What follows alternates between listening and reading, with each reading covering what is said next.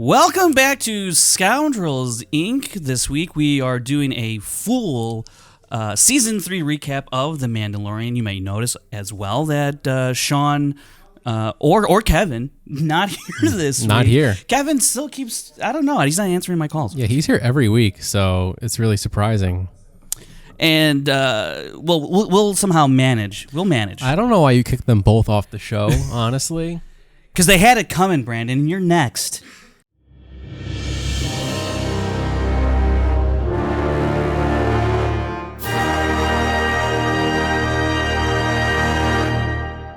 Yeah, you can do the show by yourself. I could. Because then it's going to be Scoundrel Inc.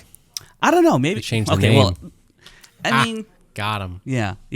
Lawyered. Yeah. Anyways, if you'd be so kind as to subscribe to our channel, our podcast feed as well, so you don't have to watch our faces. You can just listen to our voices. Follow us on the socials: Twitter, Instagram, TikTok, all at Scoundrels Inc. Links in the description. Would really help us out. Click like on the video. The whole spiel that you hear on every show on YouTube and Hit on that every podcast. little notification bell so you don't miss the thing. That's right. Don't miss the thing, because also what's going to be happening in the next, I guess, week or so is because Jedi Survivor is coming out. I've heard of it. Yeah, and I myself, as we're doing this right now, I am downloading the game onto my PS5, and I'm going to play it probably Saturday evening, Saturday night, if only because Friday have prior engagements. Actually, I'm going to the Christian Harloff Big Thing recording up in Burbank, so All the way up there. all the way up there from where I'm at. Yes, that's very true, actually. And then on Saturday, I'm going to go see Return of the Jedi, the 40th anniversary. I've heard of it. You've heard of this movie. That's Yeah. good. It's good to know. They have that new poster for it. Yeah. I haven't heard anybody else say this, but I feel like it looks more like the Revenge of the Sith Vader on that poster Oh, than interesting. the Return of the Jedi Vader. I'll have to go back In my and humble look. opinion. Yeah, you are humble. I will have to go back and look at that. But regardless, What's that about? I love getting that at? poster. I love that poster. I think it's great. Looks too slim. Oh, it's more of like the rebels you're talking about, like in the face. Well, he just looks like Hayden Christensen at the end of Revenge of the Sith when he's in the suit. Yeah, I would just say not Yeah. as bulky, not as Yeah, Return of the Jedi, he's like just like a little stockier. I don't know. Yeah, I see what you're He's saying. older. Yeah, He takes the mask off. You could see he doesn't look so good. he doesn't look so good. But yeah, so that's kind of like my plans Friday and Saturday. Why I won't be streaming automatically this game on Friday or early on Saturday, because I was like, yeah, I want to go see Return of the Jedi in theaters, and I didn't want to wait because I just didn't want to wait, and I didn't also think about the Jedi Survivor coming out, and I was just so like, yeah, I want to see Return of the Jedi in theaters. I'm seeing it at 4:00, so it's gonna be 4 by the time I get home. It'll be like 8:00. I won't start streaming until probably like 9 p.m. Pacific. Whatever. Other people probably will have beaten the game by the time I start streaming. Who knows? But yeah. So if you want to tune into the channel and watch me play the game, the chat will be there, and hopefully it will be a good time talking Star Wars, watching Jedi Survivor, or watching me. I don't know how well I'll play. I mean, I've played Fallen Order quite a lot, but I don't know. It's a whole new game. So, and also earlier in the week, I was streaming Lego Star Wars: The Skywalker Saga, and that was a lot of fun. I went through the Empire Strikes Back episode within the game, and that was a ton of fun. And that's up on the channel if you want to go. It's basically like a commentary over the game as I'm playing. And I really love the Lego humor.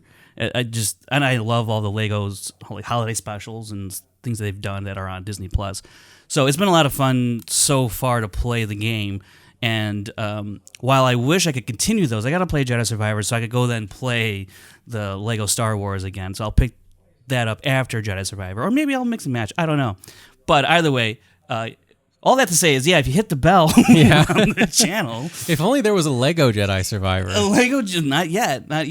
There's an idea. So if you just hit that notification bell, you'll get notifications for when we stream games or our podcast episodes as well. So yeah, that's a long intro of, hey, click like and watch our stuff, please. Yeah, Thank you. Go out of your way to support us. Go out of your way. Oh, I dropped my goodness. phone. He Oh, dropped no. his phone.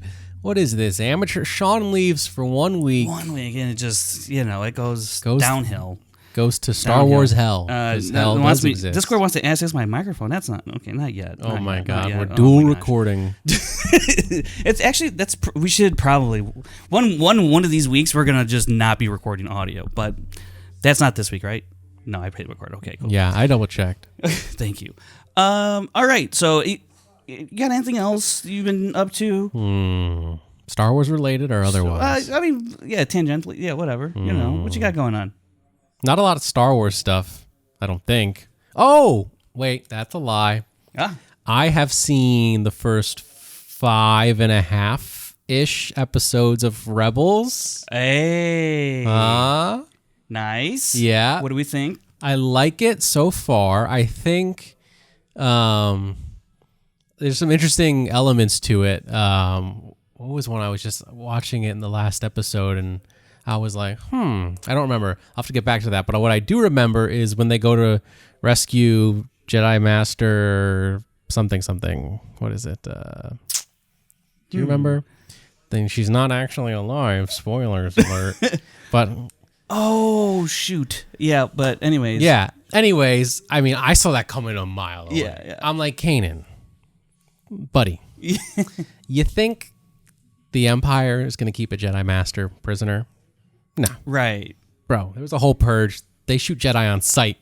Come on. Yeah, I totally forgot about that. You fall into that trap? That's clown behavior, bro. Clown behavior. Clown man. behavior, Take bro. it easy on Kanan, man. He's been on the run for like, I don't know, 16 years or something like that. I'm just saying, like, I don't even know if the that's first right or 5 not. episodes, they've fallen into quite a few traps. That whole Wookiee thing. Yeah. Just saying, little gullible. Yeah. But I'm glad you're watching Rebels because can I assume it was just like trying to tick this off the watch list, or was it because Ahsoka is going to be coming out? Like a little bit of both. A little bit of both, You know, I want to get to know these characters a little better. Yeah. I'm telling you, you're going to love him, Brandon. And I mean, I like Zeb. He's pretty cool. Zeb is pretty cool. Chopper. He's a menace. He's a menace. He's phenomenal. I just wait to. Oh my gosh, there's parts where just Chopper is like murdering people. It's insane, and it's great. So that's great. Anything else? I do have one more thing. I was on. If you've watched past episodes of Scoundrels or listened to, we had Gary McDowell on from Scoundrels, Scum and Villainy podcast. I was over there talking about kind of what we're doing here a little bit, but with Noah and Garrett over there, and that was a fun conversation. So go check out their podcast feed. Their only podcast feed. They're only audio only.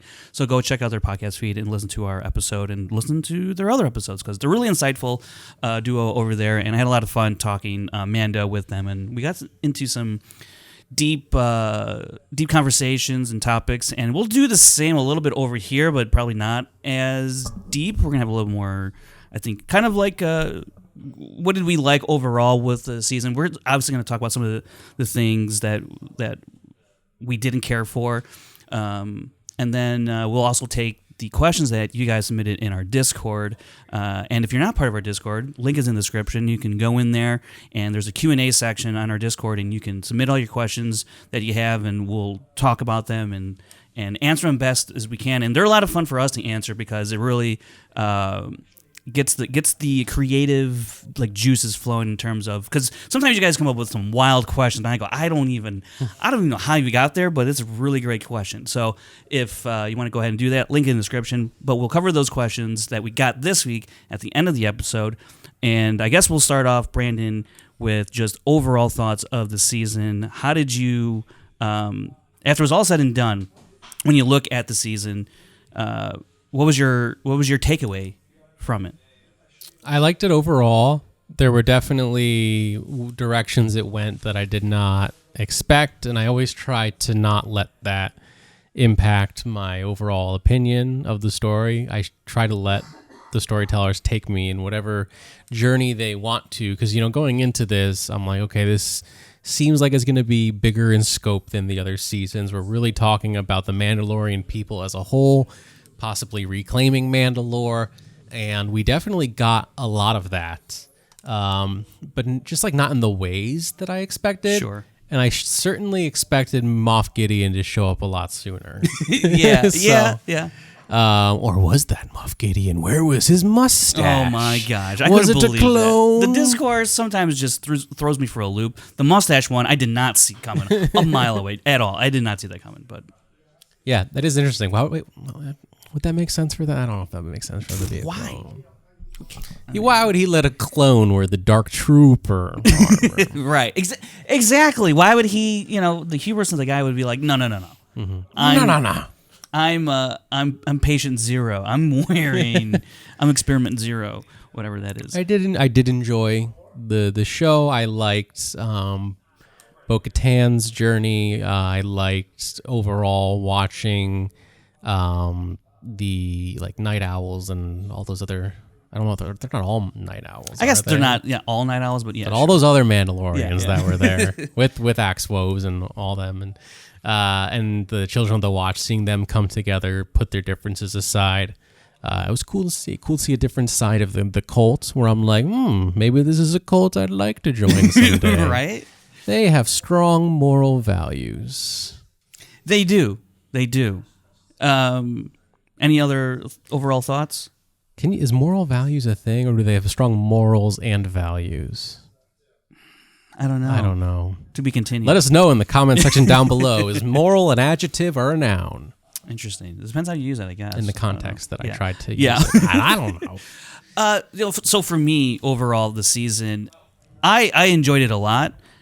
I think when I was halfway through the season, I thought it was my favorite season up to that point. And then in total, though, I think because of some of the little gripes I have with the episode and kind of how it's more, like you said, it's more about a story about Mandalore, retaking Mandalore. It's not necessarily centralized on Din and Grogu. There are moments, but the season isn't about them per se, and which is fine because I've come to this realization, or kind of how I rationalize it, I guess, as chapters 1 through 24, with 3 seasons. I'm trying not to look at it as season 1, season 2, and season 3. I'm just looking at it as a complete book that has 24 chapters in it, because the way the season ends kind of feels like I'm closing the book here. I'm reading the final page, I'm closing the book, and I'm taking the next book off the shelf and seeing where Din and Grogu next. That's what it feels like to me. Yeah. And so in totality, though, the season, I really like exploring what it is to be a Mandalorian, and going to Mandalore and reclaiming that, and how the Imperial Remnant is more of a presence in this season than in past seasons. I like that we explored Bo-Katan's story, and she is the vehicle in which we go back to Mandalore. So that was really great, and I really enjoyed that aspect of the show. But overall, I think I would put this as my number 2 season, right behind season 2. I would go 2, 3, 1. But even though I'm 3 and 1 are I could go either. Depends on the day. Today it's 3 over 1. Tomorrow might be 1 over 3. So, yeah. I'm gonna ask them a little.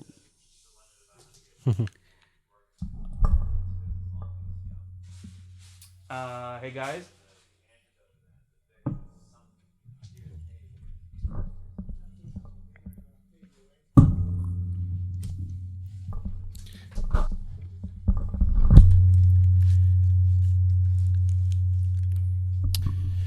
Okay.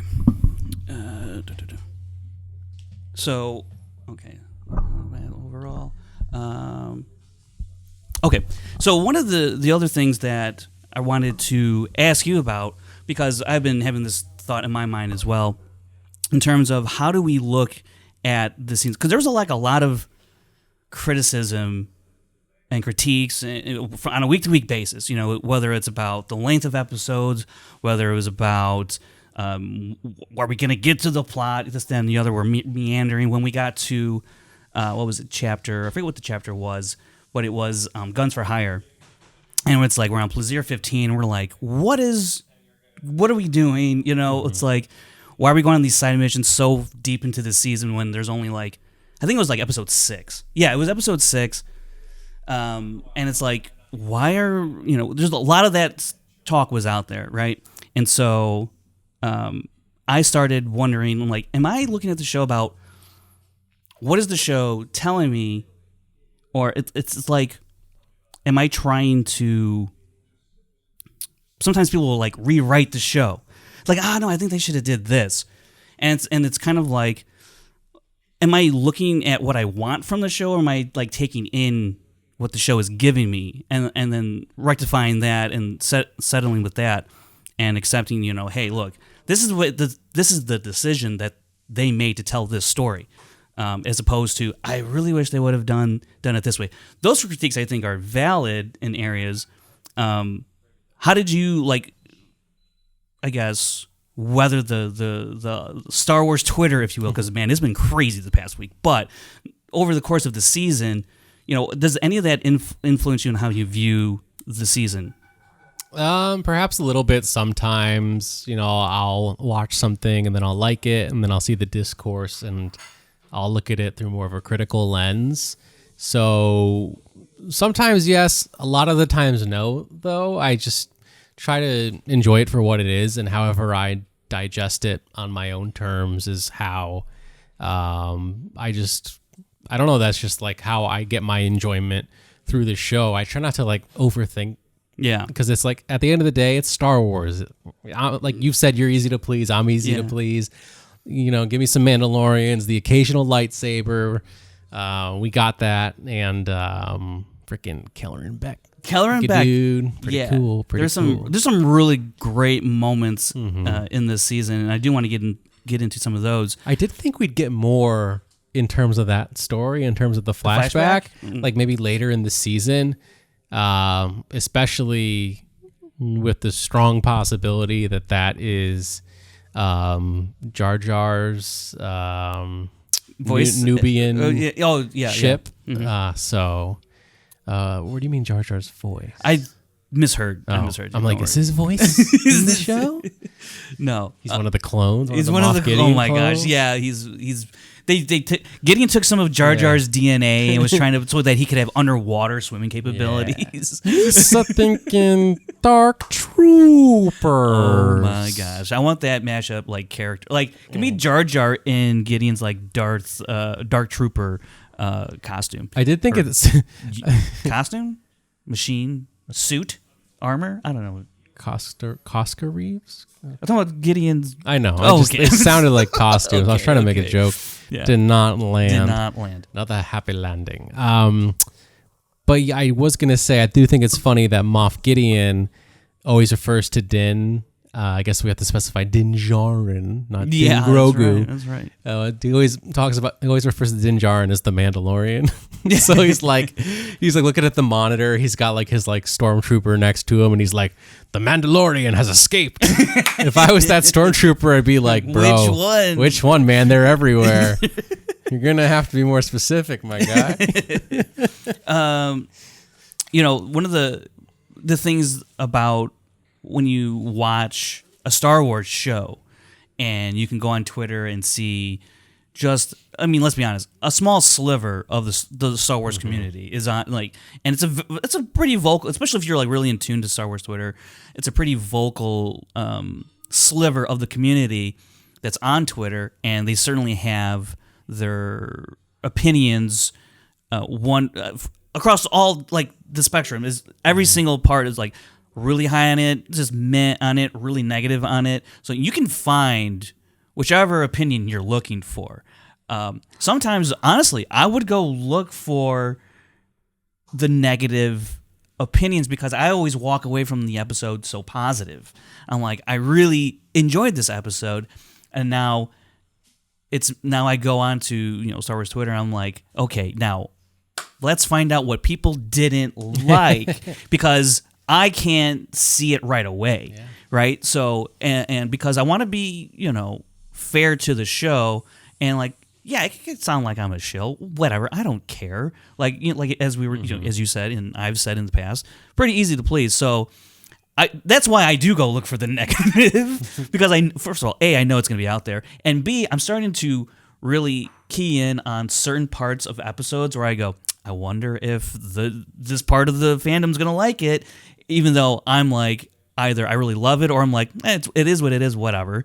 Like the Lizzo and Jack Black cameos, right? Yeah.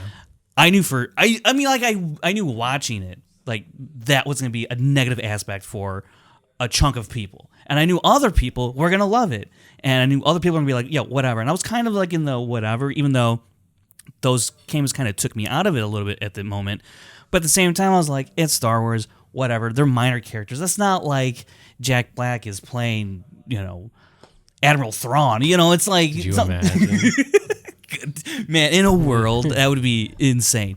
But you know what I'm saying? So I was like, okay, whatever, let me hear for this episode, and that's that. Fine. But, delving into the negative side of things, sometimes I'll go, I think I see their point here. Just, man, the way they word it is so like vitriolic. It's just like, oh my God, like I don't like. I know what you're saying, but like I don't even like the way you're saying it. So it turns me off. But at the same time, I'm like, yeah, they probably could have went a little bit further into that backstory, sure. But the way sometimes people go about presenting their critiques in a negative manner, and even sometimes in a positive manner, it's like, how could you not? Blah blah blah. You just don't get it, and it's like, I don't ever want to be like, you don't get it for a positive or a negative reason. I want to understand why you think that, as opposed to me just being like, oh no, it's you don't understand the themes here, and it's like, hey, this is what I took out of it and how I got there. What do you think of that? As opposed to like a hardline stance on a positive or a negative way. How do you like deal with the positive and the negative critiques of Star Wars shows? Yeah, well, I think like a good example of like positive critique is I think like Sean is pretty critical sometimes of this show. Like he'll be like, all right, I liked it overall. Here's the things that didn't quite make sense to me, and like the things that he say, like, all right, I didn't think of it that way. Because like for me, I'll watch something, like when the Armorer, brings Bo-Katan into, her chambers or whatever we call that, the cave. I don't know. Yeah, the forge area. Yeah, the forge area. She's like, hey, you can take your helmet off because you walk in both worlds. And I'm just watching that and I'm just going, makes sense to me. Yeah, and then Sean comes on the show that same week and he's like, when did the Armorer change her mind? We didn't see a scene in between these two scenes that like show this change of heart or this like change in her thought process. And I was like, oh yeah, I guess we didn't. Yeah. But when I'm watching it and I'm just like, okay. Yeah. I'm like, hell yeah, you do walk both ways. I was the same way. I'm like, and then Sean says, I'm like, no, that is a good point. How did we get there? Yeah, that would be pretty interesting to figure out what her train of thought was. Mm-hmm. And then at the same time, sometimes I'm trying to justify my own blindness as to what I'm just like what I'm receiving. I'm like, well, maybe it's because and then I start filling in the blanks. I start getting my own headcanon in a sense, right? And I think there's room for that, as well as the way Sean has approached the whole season. I wish he was here this week, but unfortunately not. And because like his and others who have shared those same style of critiques are invaluable to someone like me, because like I've said, like I'm just taking it all in and going, wow, like I just watched like a History Channel documentary or something. Like I don't even like, I hardly question it at the moment. It isn't until like later on and on repeat watches do I go, this is a little. But at the moment, I'm just so in the story that it takes me some time to have a wider view of it. And so, but when I can go ahead and get that like almost in real time after the episode's done, I go on Twitter or Facebook or whatever, and hear these different critiques, it really does. I go, oh yeah, it kind of like speeds up that process for me in terms of the critiques. But at the same time, I'm like, I'm not going to let other people's critiques impact the way I enjoy it. It's definitely going to inform the way I consume the story, but so I try to be fair and balanced with myself and not really push that onto other people. I'm just like, hey, be prepared to hear why I like the stuff, and that does not mean I don't have negative things to say or critiques to say about the show. It's just that personally, I don't dedicate that much energy to that side of things. A, because it's my personal preference, and B, I know there's plenty of people that can fill that gap. I don't need to add more to that fire. That's just my own personal philosophy on it. And I don't know where you have like your own, if you do have like a personal philosophy on how you interact with that type of discourse. Yeah, I mean, I guess I try to interact with any of the discourse, to be honest. Just like that's completely fair. Keep to myself, Yeah. Other than like being on the show, talking to friends. But I've always found myself to be the kind of person who, like, if there's a bit of information in the story that doesn't make sense or it's missing, I'll fill in the blanks myself, like almost like I'm like solving a puzzle. Yeah. And I never looked at it like, I know some people watch something and they go, that makes no sense, and they just kind of get grumpy, and then that's it. Where I'll be like, why doesn't that make sense? Let's make it make sense. Yeah. And it doesn't always work. In Return of the Jedi, when Leia talks about remembering her mom, my own headcanon for years when I was a kid was that, like, oh, she's just talking about her adoptive mom. Like, maybe her adoptive mom, like died when she was little. And so she thinks that's her real mom because maybe they never told her she was adopted. That was just like my own headcanon. I'm like, sure. All right, makes sense. Move along. Rather than like being like, wait a minute. She died in childbirth, you liar. Right. Because like even like that scene in Obi-Wan between Leia and Obi-Wan at the end, it's like, well, okay, hold on. That doesn't line up with what she tells Luke. Like, because I could have bought like, oh, you thought like, Brea was like, that's the memory she's giving to Luke, right? But now it's like, oh, first of all, she knows they're not her real parents. B, now she's told the characteristics of both of her real parents, and then when you get to Return of the Jedi, it's like, all that to say though, I would 1000% take that little bit of disconnect to have that moment that Leia and Obi-Wan had in that, because it's such a great moment. Does it impact what happens in Return of the Jedi in a way that it doesn't line up? Sure. If you're able to see past that and really just enjoy that interaction between Leia and Obi-Wan, I think you get the most out of that scene on an emotional impactful level. If you can't, then you can't. But I would say, man, that sucks, because I feel like, I don't say you're robbing yourself of something, but I feel for you if you're not able to get past some of that stuff, because I know that I can, and I know that some others can't, and that really hampers their experience, which really does suck. But at the end of the day, when people are creating art, no one's ever going to jive. Not everyone's going to jive with everything you do, time in and time out. There's never going to be a consensus of like, yeah, they got it right. Even if there is like I'm talking about unanimous consensus. Even if there is a majority consensus, there's still people out there who be like, man, just didn't work for me at all. And it's like, dang, that sucks. And then I don't go, well, see, you don't get it. Yeah, because this is why, blah, blah, blah, blah, blah, blah. I just go, man, that sucks. Why? Why did that not work for you? And then they give their reason, and I go, well, yeah, that makes sense. I could see that. And I go, well, that just sucks, man. I don't know what to tell you. Sometimes it is what it is.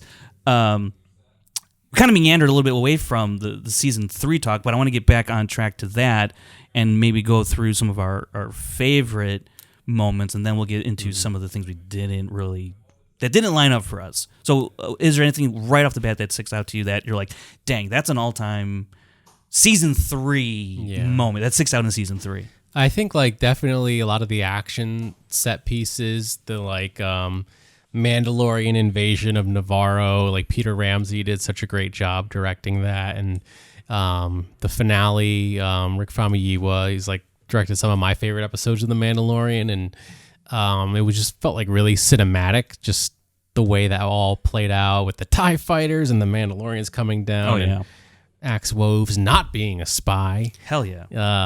Thank God. Just all of those action set pieces. If there's jetpacks and people going pew pew pew, I liked it a lot. That's what I could think of off the top of my head. Yeah, the action in this season definitely was taking up quite a few notches.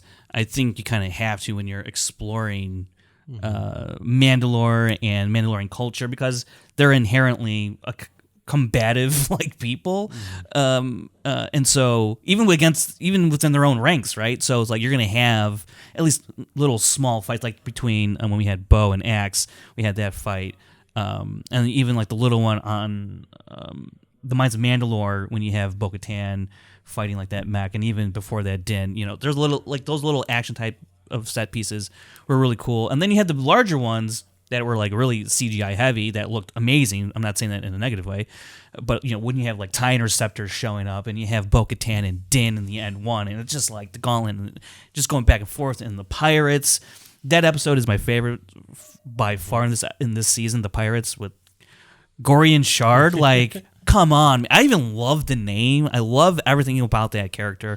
I hope he ends up in Galaxy's Edge someday. Could you imagine? Oh, my God. Putting on that makeup every day? Being a cast member at Disneyland? Maybe he ends up like on a ride. I don't know. That would be cool. Maybe like on a Star Tours. Do a Star Tours Navarro, and like he's like the guy you got to get through, I was going to say that would be cool. Or if they really wanted to go nuts, you know how they re-theme Space Mountain to like Hyperspace Mountain, and like Haunted Mansion becomes like Nightmare Before Christmas Haunted Mansion. What if Pirates of the Caribbean, you replace like Captain Barbossa with like Gorian Shard? Oh my gosh. Hell yeah. That's what all for it. I'm all for it. Yeah. Put Gorian Shard wherever we can. But he's still in like old like Caribbean, like, he's on the boat, he's got a sword and everything, but he's just like a space seaweed man. I like to think of it Gorian Shard's own fever dream. Yeah. Just like we're in Gorian Shard's fever dream. And you just like stick like Grogu in like a couple spots. Oh my gosh. Yeah. Din Grogu. Some of my favorite stuff from the season was the pirates, namely Gorian Shard. Mm-hmm. But I really loved that episode, the pirates, because you're talking about like dropping down on Navarro. All that just looks so great. Had a great time with that episode. I loved it from start to finish. I think I love the droid bar this season. I mean, I thought that was really. Yeah. We pop in there and they're all manly just slurping down oil or whatever it's called. Little nanobots, little nanobot stuff. They're just having a good time in there. I'm like, man, I loved seeing all the battle droids. The battle droids was Matthew Wood with a B1. I mean, just perfect. What else did I like from the season? Knee rockets in the finale was great from Bo-Katan. It was Bo-Katan who did that slide and just whoosh, I was like, dang, that's so cool. What else did Grogu? I mean, I specifically like the the IG-12 thing a lot. The yes and no, and him breaking up the fight on the ship in the what was that episode called? Not the Return. It was called The Spies, where we all were like, hey, who's the second spy? We know Elia Kane is one, but who's the second one? I really liked the Dr. Pershing, Elia Kane episode. Yeah. Give me some yellow biscuits, gluten-free, of course. Is the actual recipe gluten-free? I don't know. You probably put gluten-free flour in anything these days. I guess that's true. Come on. That's true. But did they? Well, anyways. I don't know. I don't know what that's made out of. I mean, they do have the recipe. They posted the recipe. I think it is real. You just swap it out. All-purpose, gluten-free, or almond flour, perhaps. Hey, look at that. Yeah. Depending on your allergies at home. I don't know. He's not a doctor, folks. Or am I? Seeing like the opera house, like and all the like little like Coruscant landmarks that was very cool. Yeah, know and love. It was like a little Andor-esque. Seeing like the political landscape, the super wealthy people being like, Empire, New Republic, I can't keep track. It doesn't affect my life at all. Right. Okay, so first of all, you said you started watching Rebels. Yes. Had you watched any Rebels before the Zeb appearance? Like I mean, you knew of Zeb. I knew of Zeb. I knew that was. But you hadn't started yet. Zeb.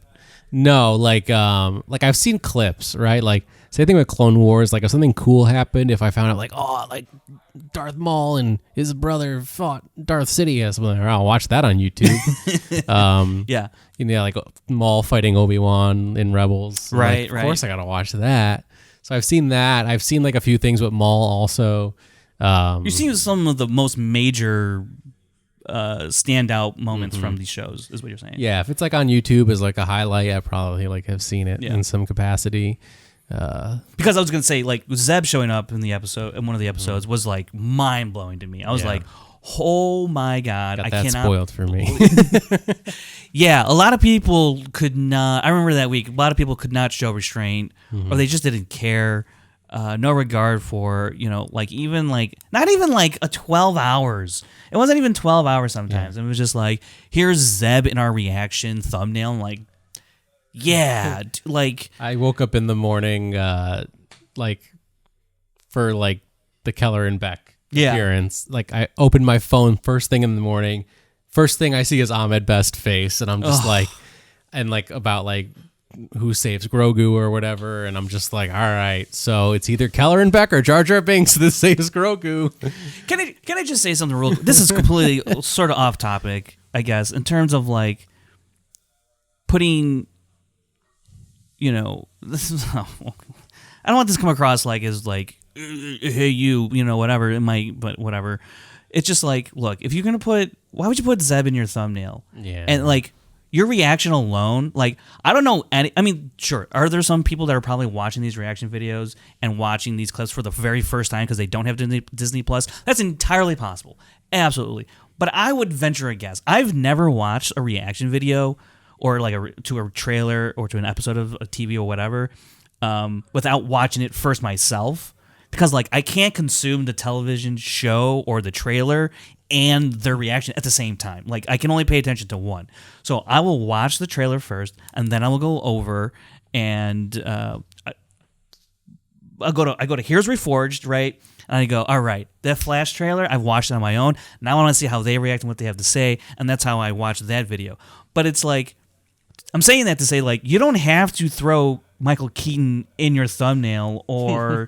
the Batmobile, whatever. You don't, like, your expression alone that you put on the thumbnail, I almost know exactly what you are reacting to because I've seen the trailer. And so I'm saying, like, you don't have to put Zeb or Keller and Beck in your thumbnail. It's like, I know exactly what you're, like, reacting to. Yeah. Like, people are going to click on it because most people, in my opinion, and this could be way off base, I don't know, I feel like go to reactions because they want to see the awesome thing that they themselves just witnessed. They want to see it in someone else. I mean, that's the way I approach it. I don't know. Maybe I'm completely off. I don't know. Yeah, that's how I got Zeb spoiled for me, was a YouTube thumbnail. And I wasn't even like on like my own YouTube. I was just like on the computer at work because I like to like listen to like podcasts and stuff through YouTube while I work. And it's just like, I don't know, the algorithm just like showed it to me. And I was like, crap. Oh, crap. That sucks. You're not supposed to say the A word on these things. Never mind, YouTube. You didn't hear anything. That's what I said, yeah. I sound like Gorian Shaw. Mandalorian! But what else was I going to say? Oh, and then I got the Brendel Hux spoiled for me. Did you really? Oh, my gosh. Because, like, I was like... Just like the name like that he appeared. Like I think I saw like an article on Twitter at like 9 a.m. and it was just like a picture of like the other Hux, Armitage Hux, yeah. Armitage is the son. Yeah. Donald Gleason himself from the sequel trilogy. It was like a picture of him, and it was just like, what is this character's appearance mean? Oh my god! Yeah. And I was like, oh, so his dad's in this. I'm like, okay, damn, that sucks. But then I was also excited. I was like, oh, first order connections, let's go. Yeah. We're getting in. Sometimes first order, baby. Sometimes you can get past it, and other times you're just like, why? Mm-hmm. Why would you? Why? Anyways, that's a whole whatever. We'll get past all that. And I had Jack Black and Lizzo spoiled for me. Thank goodness Christopher Lloyd stayed a surprise. Nice. So that was cool. That's nice. Yeah, because I mean, if you had been seeking out information about season 3 of The Mandalorian, you have known that Christopher Lloyd was going to be in season. We didn't know how or when, and so it was still a surprise when he showed up. But it's like, oh yeah, he's supposed to be in this season, and it makes sense because we only have 2 more episodes after this one to go. So yeah, he's in this one. He's a separatist. It was great. I thought he was great. He was starting to sound like a separatist. He almost said Anakin Skywalker. Oh, that would have been cool. Why did they cut it off there? Why? Could you imagine Doc Brown saying Anakin Skywalker? That's cool enough he said Count Dooku, though. I mean, that's pretty cool. I mean, pretty cool. Honestly, between Bad Batch and Mando, like Serrano, Dooku, getting a lot of love. Yeah. A lot of shout outs. Cool character. Tales of the Jedi. Tales of the Jedi as well. That's right. Yeah. So I mean, R.I.P. Are we? And then they had. I don't know. Dooku lost. I think was that a little while ago. Before, anyways. But nonetheless, there's Dooku content out there. There's Gugu content of Dooku out there. Where's the Dooku a Star Wars story movie? Okay, so let's get into some of the type of moments. We're like, I don't know about that. Okay, we're like Luke Skywalker on Dagobah, like what, when he's like fighting with Yoda, and he's like, oh, why'd you do that? Like going through his food, Hey, that's my dinner. How you grow big eating food like this? Okay, so I think really the most standout thing is sometimes there were things like we were talking about with the armor. How did she get from never take off your helmet to you walk both worlds? Things like that get sped up, or just we're like, okay, now we're here, we're moving. Sometimes it was like, I was like glad we didn't spend like half a season of Din trying to get down to the living waters on Mandalore and redeeming himself. I'm glad it was wrapped up in 2 episodes. Some people didn't like that though, and I go, that's fine. I get it, but like also sometimes it's like, I'm not that interested. Like, get redeemed and move on with the story because I'm interested in the stuff that comes after. Totally. But I understand we got to get through this. Yeah, and some people, and I do agree with this in some regard to like, well, you're kind of lessening character growth and character development, and I get that. Like sometimes, there's just stuff that, especially because Din and Grogu weren't at the forefront so much, that you didn't get a lot of further developing their characters in the story. And I think that was okay. Well, one point I was going to say about how I looked at it, chapters 1 through 24, is that the first 2/3 of the book are setting up our characters and establishing who they are, what they're about. With Din, Grogu, Greef Karga, Bo-Katan, right? We run into them. The armor. Paz Vizsla, like we've set them up. We know what they're about mostly, basically, right? And then when you get into the last third of the book, it's like, okay, now it's time to wrap this up, and we're going to put our characters all in this scenario of retaking Mandalore. We're going to have an epic battle. We've introduced you to Moff Gideon as well, blah, blah, blah.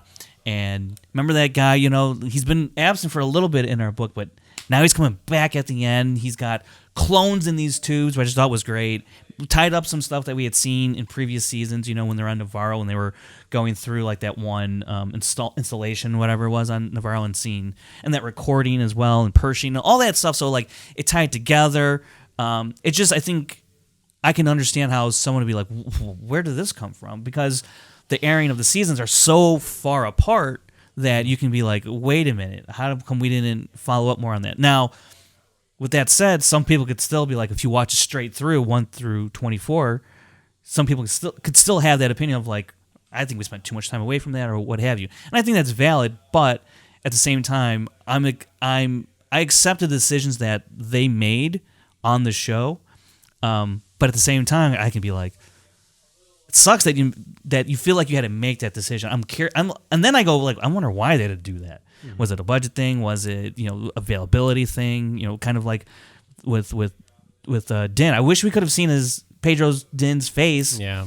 But they had to make a decision of, well, I guess we're not going to do that this year because we don't have Pedro's availability, and there's other stuff out there you could whatever. But it's just like, that's an unfortunate thing. Does that mean that they made a decision in terms of stalling his character growth? No, it was just kind of showbiz got in the way of, like, the business part got in the way of some of the storytelling, and that happens from time to time, and it sucks. And it's not really like the best excuse. It's just kind of like what it is. And I'm not saying that you just have to accept it, but just like, dang, like maybe you kind of do have to accept like some of this stuff is just going to happen that way because it's a business. And you wish it wouldn't get in the way of storytelling. And if that were true, you know, without the business aspect, you know, we wouldn't see these stories come out for like 10 freaking years, you know, everyone would be working on them. But yeah, the rushed along aspects of this show, I think, was like the major thing that stood out to me that I didn't really care for. The cameo, I didn't really, like I said, it wasn't completely a negative. It was just like oh, that's kind of neat. And I think Jack Black is great, and Lizzo's great. Christopher Lloyd is great.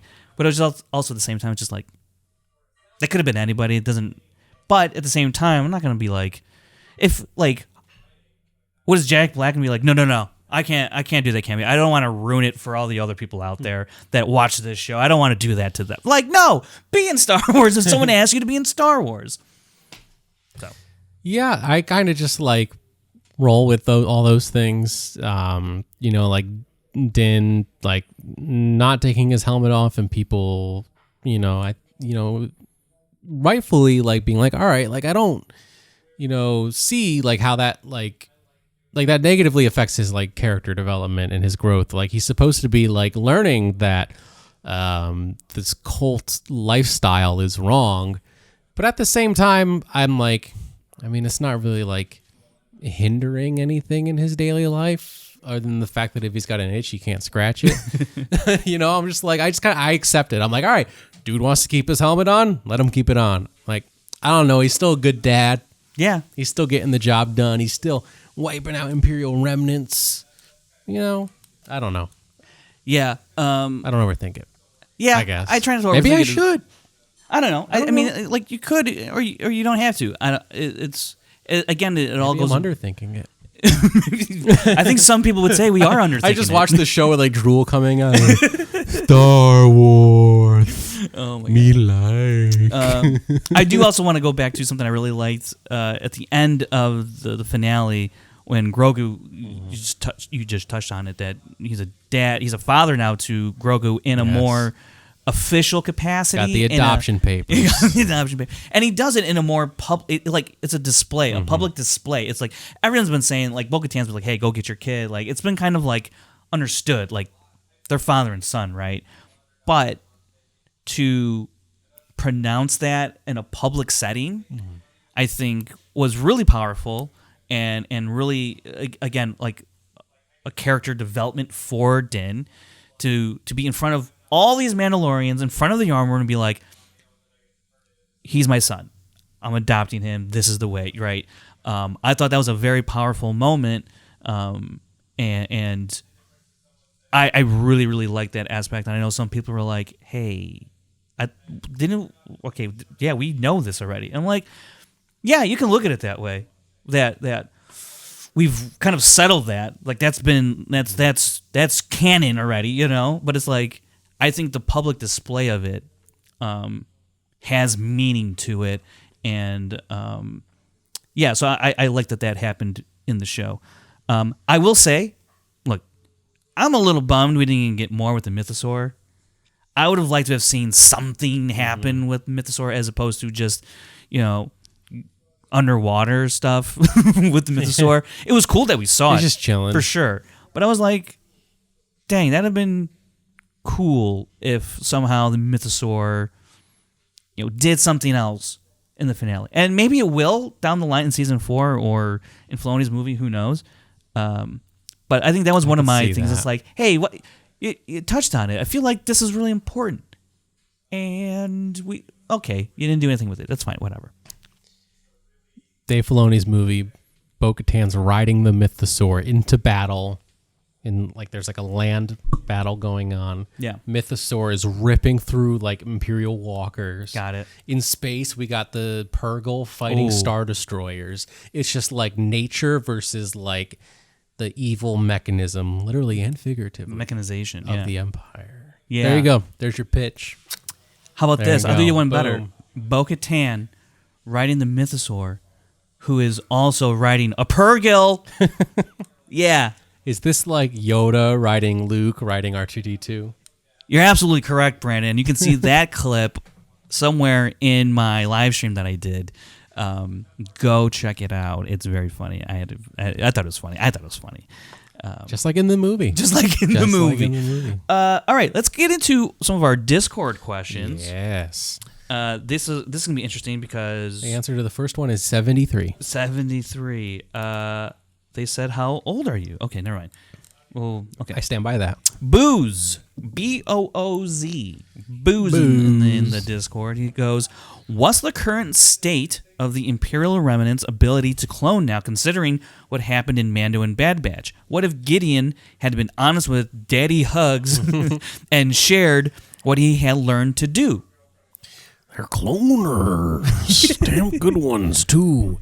That's interesting. So, like, you know, up until this point, it's like the scientists on Exegol, right, are the ones making these Palpatine clones. And, like, that's, like, the opinion that I had. Sure. I think a lot of people had. But now it's, like, with this, like, quote-unquote, like, Project Necromancer, like, is that, like, involved in the Emperor, or is it like a lot like, or is that just like about stormtroopers somehow? And that's probably the way it's gonna go. But like, what I'm getting at is like, is Hux involved in cloning the Emperor, creating Snoke? Is he somehow like, is like Hux and like Brendel Hux or Brendel Hux and Ray Sloan, right, is supposed to be there with him somewhere. Yeah. Brendel Hux and Ray Sloan, are they involved in cloning the Emperor? And maybe that's just like a secret they took to their graves. You know what I mean? Like maybe that's how Snoke becomes the supreme leader of the First Order, because they use their influence to get him to this like throne because they know that he's like a Palpatine clone, I guess. I don't really know. Because they want Palpatine to be their leadership. Because it's like right now it's like, well, if you can't figure out Project Necromancer, then Thrawn's going to be our leader. So that's the vibes that I'm getting. So that's like a long-winded way of me saying I think that they have really good cloning capabilities. They've learned everything they need to learn from the Kaminoans, Mount Tantus, whatever goes on there. They learned more. And yeah, I think Pershing probably gave Hux and all them all this information that he knew, and then Moff Gideon just kind of got like the sloppy seconds. You know, they're like, all right, like now that they don't need you anymore, like tell me everything you told them, and then they wiped his memory. Yeah, I would like to think that Brendel Hux and his, because Gideon says to Brendel Hux, he's like, "Hey, clone is your thing. You're that's your area, right?" Liar. Right, exactly. And so that leads me to believe that Brendel Hux is at least somewhere near the same level, if not even above, where Gideon got to within cloning. Because I think so. Gideon was more concerned about cloning himself, but more so giving himself the Force. Yeah. And it's hard to say whether or not Brendel and his team over there or whatever are also trying to imbue clones with the Force. Yeah. I don't know, because it's hard to say whether or not Pershing was also at one time working with Brendel and not just Gideon, because it seems a little bit like, obviously they all knew about Pershing, but was Gideon the only one that was reaping all the benefits from Pershing's research, and not the whole Shadow Council as a whole? Was like, yes, Pershing was doing all this work, but Gideon was like, the Force stuff, no, that can just stay with me, because I want that in my clones, and if this research gets passed around, then I can't overtake them and rule. I can't overthrow Thrawn or what have you. So it's really unclear to me, but it is interesting to think about what if, you know, that information is somehow with Brendel Hux and like the rest of the Shadow Council. And also, is there a difference between creating a clone that can use the Force, which is what Moff Gideon was trying to do and supposedly succeeded? Is there a difference between that and creating a clone that can like hold like the consciousness of someone who already has the Force? Because that's what Palpatine just wants to move like his consciousness or whatever you want to call it, Yeah. from one body to another. This essence, whatever. His essence. Because like the other thing is, it's like, so I don't think I don't think this is a question in here, but I don't think Gideon necessarily succeeded in giving his clones the Force, if only because look at the way Snoke comes out as a clone, basically, right? And he has the Force, and he's pretty powerful. Who's to say that even if the Gideon clones had the Force, and they look pretty normal looking as far as clones of a Gideon, but it's like, how strong are they even then with the Force? Is it like I can move a pencil across the table? Can I close the blinds? Or am I, wielding lightsabers and all these other different types of weapons? Am I doing Jedi mind tricks and stuff like that? Are they able to Force choke? I don't know that based on how those clones looked and then what Snoke looks like, the power levels, I don't know if they would be even anywhere near the same. I would like to think Gideon's clones, if they did have the Force, that their midichlorian level, their M count, would be way, way, way, way low. I don't know. Not even Kit Fisto's midichlorian count is that low. All right, our next question comes from Kevin Smets. Kevin Smeets. Okay.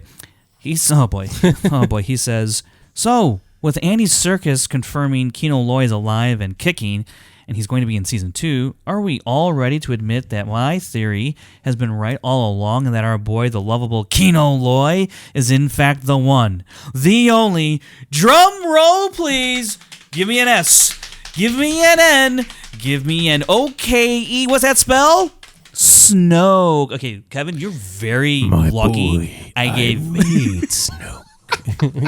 Kevin, you're very lucky I gave that much effort to your comment, because this is absolutely ludicrous. I do not believe for 1 second that he is Snoke. Yes, sure, Andy Serkis is in Andor Season 2. That's great. I think he's going to have a bit part, and it's going to be great. We're all going to cry, because now we're going to actually see him die, and it's going to suck, but he is not Snoke, Kevin Smets, or as we call you now, Kevin Smeets. Sorry. Kino Loy can't swim. And I've also never seen Snoke swim. So that's fair. You connect those dots, Frank. They're there. Yeah. Okay. Nama, he says, honestly, if Kino ends up surviving, the only thing that will make that not terrible is if they make him Snoke. Left my ass off. Okay. Thomas HH says Kino Loy, his maiden name is Snoke. Okay. True. I'm just reading everything. Yeah. Someone just put in the Q&A now. I'm not even basically, what's the word I'm looking for? Vetting these. They better not kill Kino Loy, because I'm still pissed they killed Paz Vizsla. Yeah. That was sad as hell, and it also got spoiled for me. Oh my gosh. Man, how does this happen to you? Because there was like a TikTok or like a meme that was going around for a while where it was like, I don't have my dad, and then like his son, Paz Vizsla's son, Ragnar's like, not me, I love my dad. And then like, I don't know, if you look it up, I don't know, look it up. But like people started reposting that and then going, this didn't age well. Oh boy. Yeah. Okay. Nama says died a hero. He did die a hero. He died a hero. He died a Mandalorian's death. A hero's death. Yeah. He went out defending Mandalore. Goddamn right. Nama says, what if Gungans were Palpatine's attempts to clone Kelleran Beck that failed miserably, and he threw them all into the ocean, not realizing they would adapt? Yeah, they actually, unlike Snoke, could swim. Oh, man. Some clones can swim, some can't. Exactly. Dang, that's funny. Darth Kid A says, that's what Lego Star Wars is for. All these most ridiculous scenarios I have spoken. Okay, wait. Question is, what is Lego Star Wars for, if not these most ridiculous scenarios? Honestly, I think that's a great point. If you want to make jokes about if they do like another Lego Star Wars episode or whatever, and it's with Snoke, and they make a joke about him swimming or not, I think like that's where that stuff fits in really well. As as I've said before, I really love the Lego Star Wars humor because it can poke fun at these little things and that we've all joked about or like even questioned, like how does that make any sense? And the way they're able to do with that type of humor is to poke fun at it and just have fun with that type of thing. And so. Let's get some Kino Loy, Lego, Snoke, stuff going on. That'd be kind of funny. Go for it, man. Lego Andor guy. Lego Andor. Janine DeBean. Lego bricks. There's something there. Man, that's yeah. What a week has been on Twitter. Aside from No, I Am Your Father, what's a Star Wars plot point / twist that surprised you? This is a good question. This is a great question. Rey, you have his power. You're his granddaughter. You are a Palpatine. Did that throw you for a loop? It did because... I didn't. This is horrible. Like, I don't mean any disrespect, but I hate it.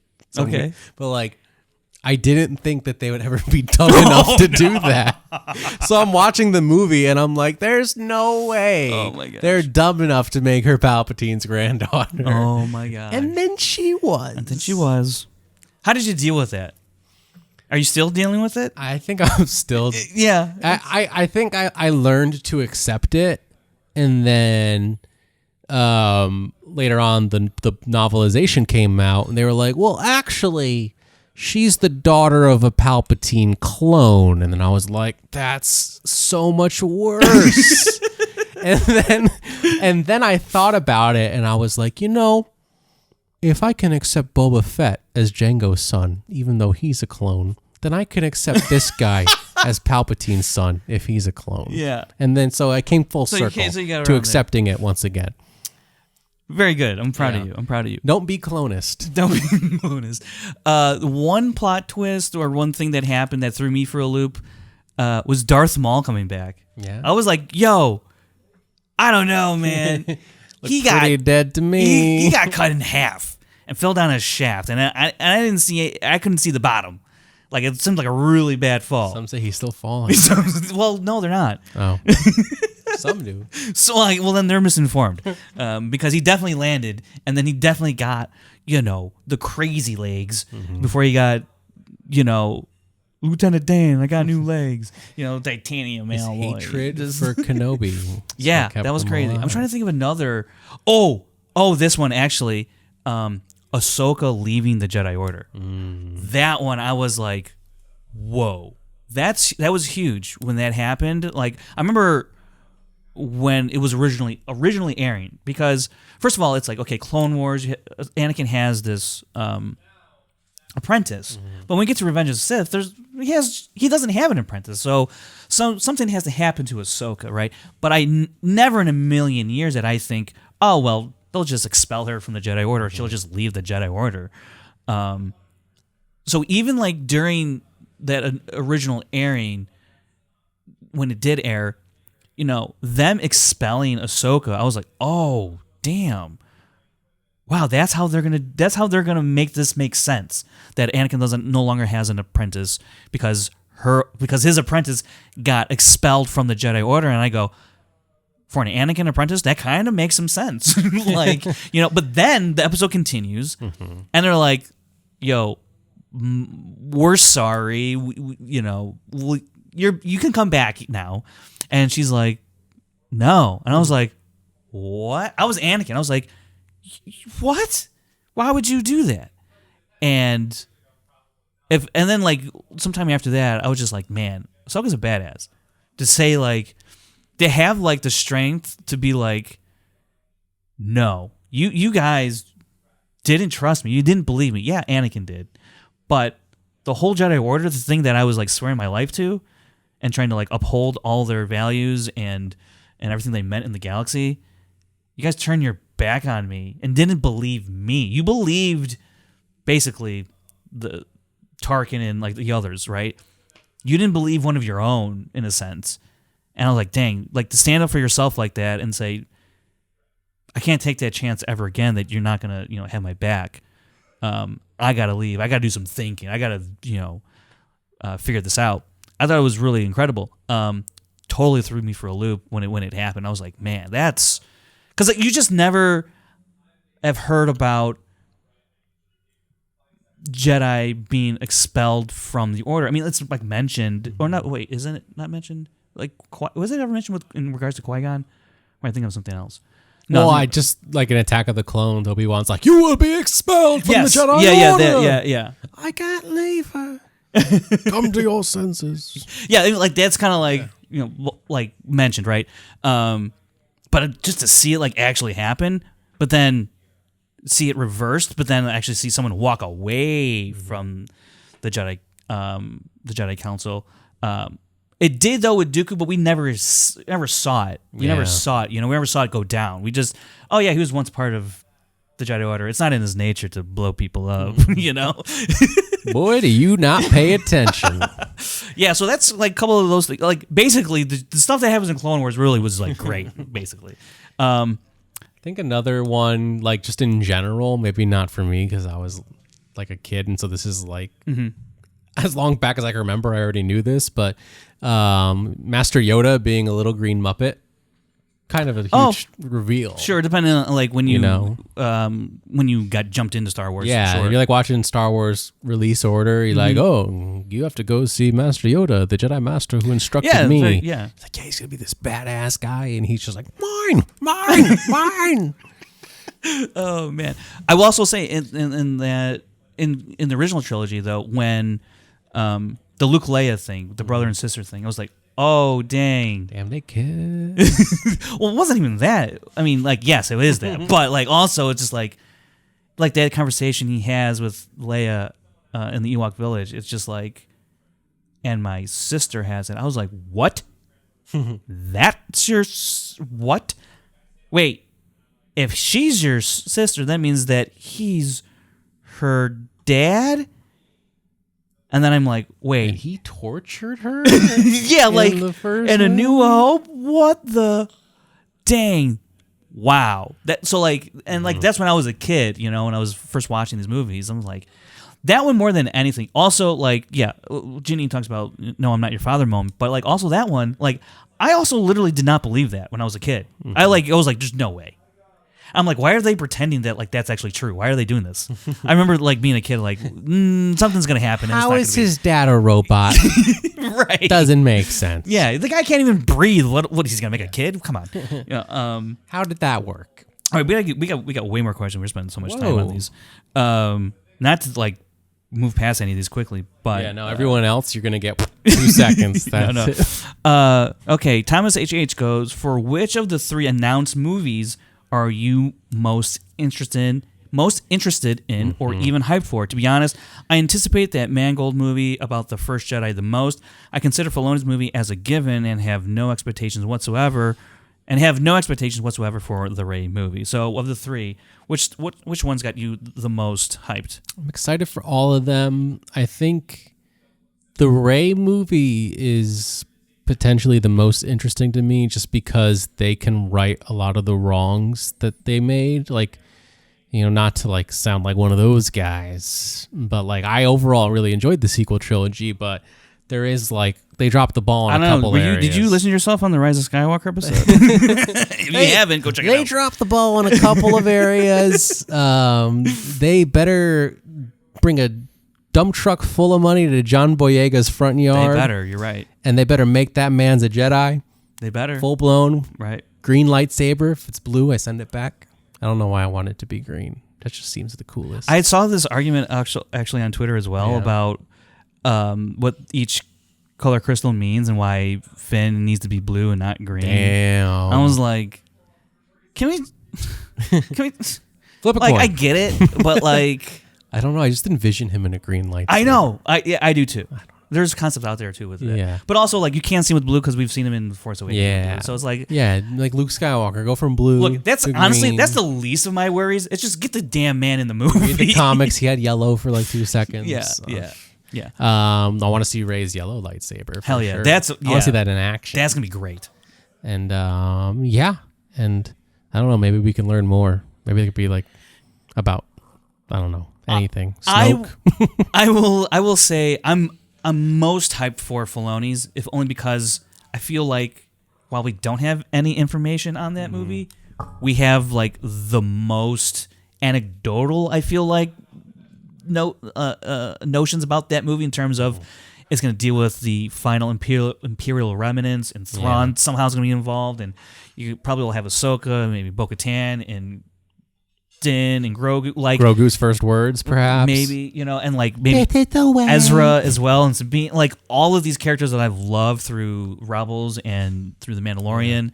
Like, I'm really excited for the possibility of that type of stuff being in Filoni's movie. Whereas the Rey one, I am excited about that one because I love Rey. I love Daisy Ridley's portrayal of Rey Skywalker, and I really, really do love that character, and I'm very curious to see where her adventures go 15 years now after Rise of Skywalker. I'm very interested in that, but outside of that, I don't really have much more to go on. I know Sharmeen Obaid-Chinoy has put out something about being she's directing the next Star Wars, so like, yeah, that one's gonna come out before Filoni's, and I imagine it's go the Rey one, then Filoni, then Mangold, but Filoni's one that I'm most hyped for, just because I feel like we're in the early stages, if not the middle stages now, of building to that movie, and that's exciting because the Rey one, whatever it's going to be called, the New Jedi Order, what have you, there's nothing right now that's building towards that. There's no trailer, there's no concept art, there's nothing. There's like a little tiny blurb of like Rey Jedi Master, or they're not even saying Rey Jedi Master, they're saying Jedi Master with a new academy, and that's very cool too. I'm like excited about that, but like I said, there's just more to go on Filoni stuff at the moment that makes me more hyped at this point in time than I am about the Rey one. Just hope she doesn't make the same mistakes as Luke. Be like, Rey, there's a First Order remnant organizing in the Outer Rim. You should probably do something about that. Be like, no, I gotta train these kids. Sorry, I don't have time for that, bro. What if like R2's like by her side and it's just like, don't do that. I've seen how this goes. Don't. Oh no, you don't want to do that. No. That kid, no. Trust me. It'd really be funny if like R2 was like, just like playing the role of like a Jedi casting agent, like in universe of like, you're not Jedi material. No, not you. Dude, you are nothing like Anakin. Get out of here. Just like, okay, I will say this though. I'm kind of like my brain's it's firing all different ways. It'd be interesting if they could do like some sort of like memory download from R2, and like Rey is able to go all the way back to the Phantom Menace and learn about Anakin Skywalker. It would blow my mind if somehow that could little Jake Lloyd hologram. Oh my god, I would die. That'd be insane. Try spinning. That's a good trick. Because no one's ever done that. Like, it's referenced even very briefly in Clone Wars, or at least once. Because I've actually started rewatching Clone Wars. In season 1, R2 is taken captive by like a Trandoshan pirate, or whatever, who's in league with Grievous, but they think R2's been destroyed, and everyone's like, dude, don't worry, it was just a droid. And Anakin's like, what is just a droid? It's R2, blah blah blah, and he's like, we gotta go out and find him. And everyone's like, why? And he's like, well, I've never erased his memory, and so like R2 knows everything. Yeah. if he had eyes, he'd be rolling them constantly. Enough with this. So it's like, God. I would like, so I don't, maybe there is a story out there that takes advantage of the fact that R2-D2 knows like everything, because he's been in every movie, he's been in so many stories, on so many adventures with Anakin and Luke, and presumably now Rey at some point, I would love to see someone I would love to have R2-D2 to have a C-3PO moment a la Return of the Jedi in some form or fashion. You obviously wouldn't speak, but just like, R2 says something about Anakin. Vader. Yeah, he retells C-3PO's story. It was like, this one time, we were with a bunch of Ewoks, and C-3PO was telling about Nooch Vader. Just like, okay, moving on to other questions. Okay. Question 2 from Darth Kitty.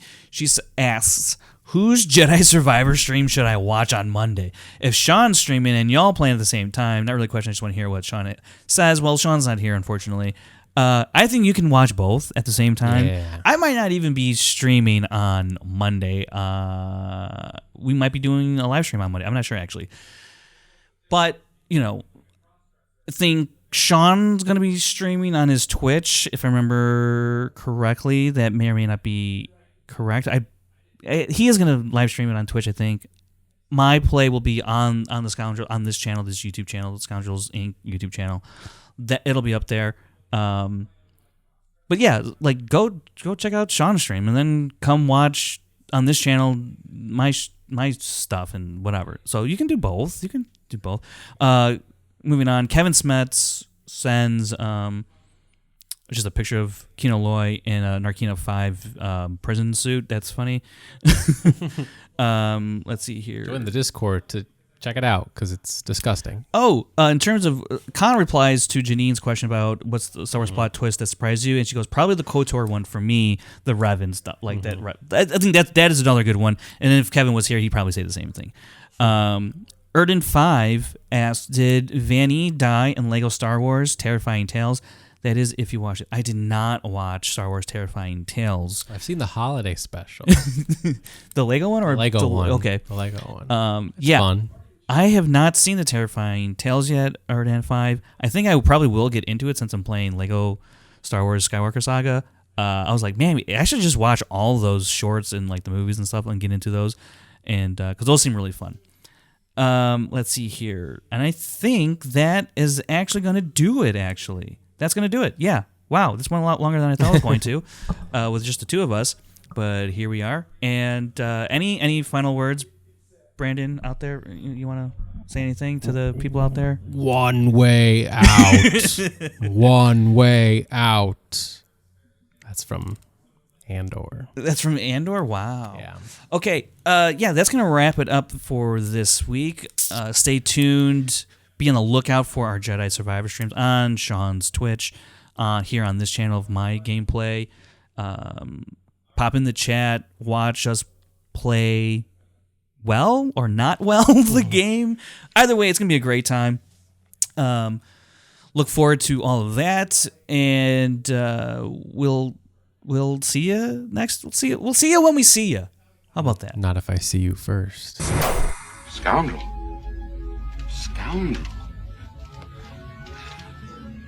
I like the sound of that.